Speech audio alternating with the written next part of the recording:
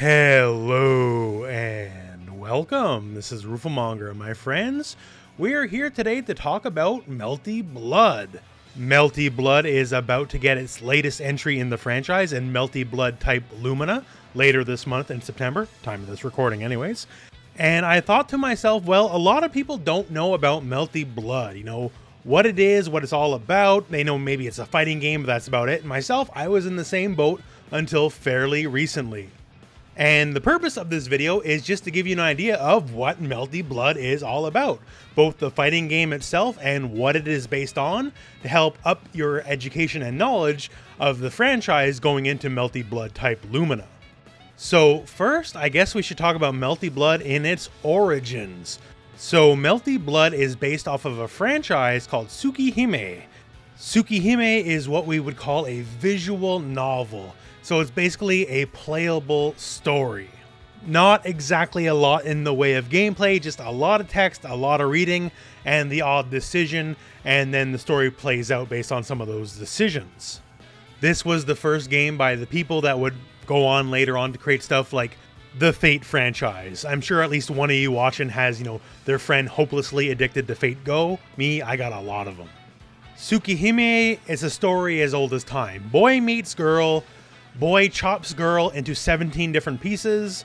Girl shows up, reforged whole all over again, saying, "Why'd you cut me into 17 different pieces? By the way, do you want to hunt vampires?"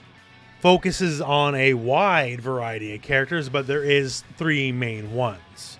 Shiki, the main character, his whole deal is he has special eyes, and he can see basically like the lines of fate and everything, and whenever he cuts along those lines of fate, it destroys everything. And it's not limited to killing people, because he can literally destroy thoughts and ideas and stuff like that. It's pretty crazy. Arcuid Brunstead, who is, I guess you could say, the main love interest, and is also a super vampire. She is a true ancestor, which is like one step above a regular vampire. And Ciel, who is a warrior of the church and basically destroys vampires and monsters and all that. There's a lot of other characters, but in the context of the visual novel anyways, those are the main ones. And Melty Blood itself goes into a lot of side characters, a lot of characters that technically don't exist, they're like what-ifs, and then the cats, which are their whole own thing. Tsukihime, the visual novel itself, just got a remake very recently. The new Melty Blood is actually officially a prequel to this new remake of the visual novel. This is why we have some all-new characters, and also the original visual novel is what we would call an adult visual novel, and my understanding is the remake kind of cleans that up a little bit. Which is, well, hey, that's Japan, right? Like half of the major franchises in Japan started off as like adult visual novels, so I'm not going to knock it for that, I guess.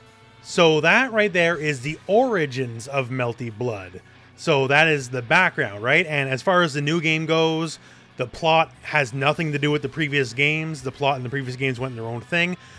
Since this is directly following the remake, the plot has also been reset, so you don't need to worry about the old plot of the old Melty Blood games. It's a prequel to the visual novel remake, and the visual novel remake is also not going to be in English anytime soon, is my understanding, so just take it for what it is, I guess. So that's a bit on the franchise that Melty Blood is based off of. Now let's talk about Melty Blood, the game itself. So Melty Blood is definitely what we would call an anime fighting game, both from the aesthetic and the gameplay as well. The original Melty Blood has a pretty wide cast of character. Now, to be fair, a lot of those are kind of clone characters. The sprites kind of colored differently, giving a different character, but the studio that makes it French bred is not exactly the biggest studio in the world, so it's definitely something very forgivable, and all the different variations play pretty wildly different from each other, despite sharing a similar sprite, so that's fine. The various characters have their own wild play styles. Could be from pure rushdown to whatever the cats do, because the cats are really, really weird. Then you got the maids. There's Kohaku and Hisui, then there's Mecha Hisui, and then there's them together as a tag team, and one of them tag teams with the cats, and it's weird, okay? But there's definitely a wide variety of play style. You're not hurting. People don't play that similar to each other. So this is to give you an idea of some of the roster stuff. The roster will not be the same in the new game, just so you know. There will be new characters, and not every character will be returning due to a variety of plot reasons, because they kind of have to follow the plot. So that's a bit on the roster. What about the gameplay?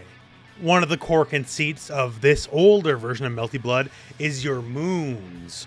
So your moon styles are basically, if we want to compare it to, like, say, Mortal Kombat, like your variation. Each moon style gives you different options and different moves for the character.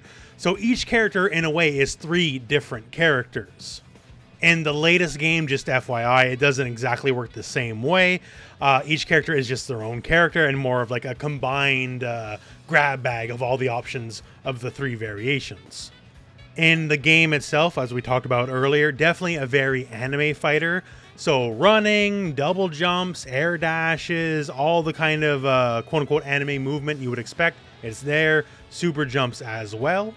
This game also has macros for dashing. So if you're a fan of that ease of use finally kind of becoming modernized, that's actually been in Melty Blood from the start, so that's fine. So you can just hit buttons to dash around. That's great. I love it. Other fun bits of anime movement, if you neutral jump specifically, you can float in whatever direction you want. Game even has SNK style spot dodges, and that's not limited to the ground. You can also do a dodge in the air. One of the most interesting things about this game, though, is the attack flow. So like many other anime style fighters, you can attack like A, B, C, right? Just chain them all together, A, B, C, 3-hit combo. However, Melty Blood has what we call reverse beat. So you can go from heavy to medium to light instead, if that was your goal.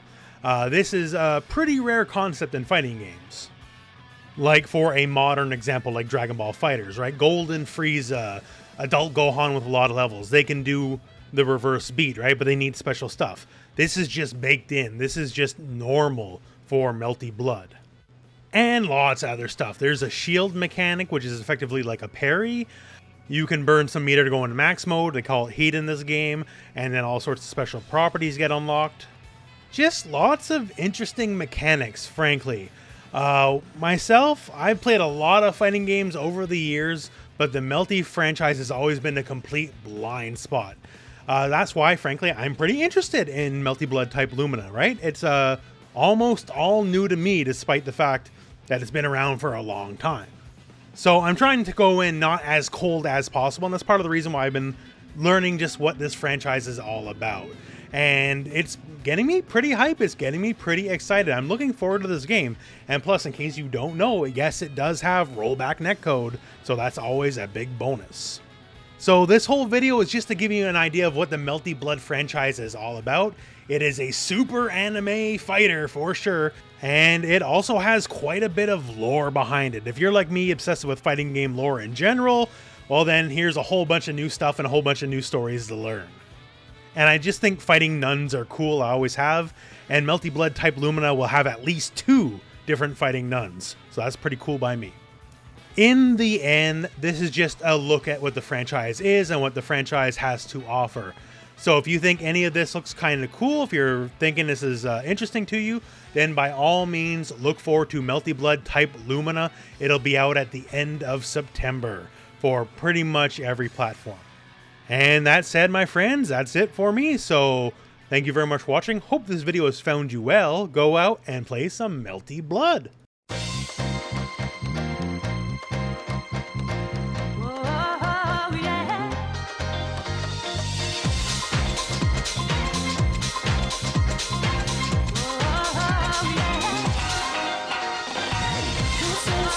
Love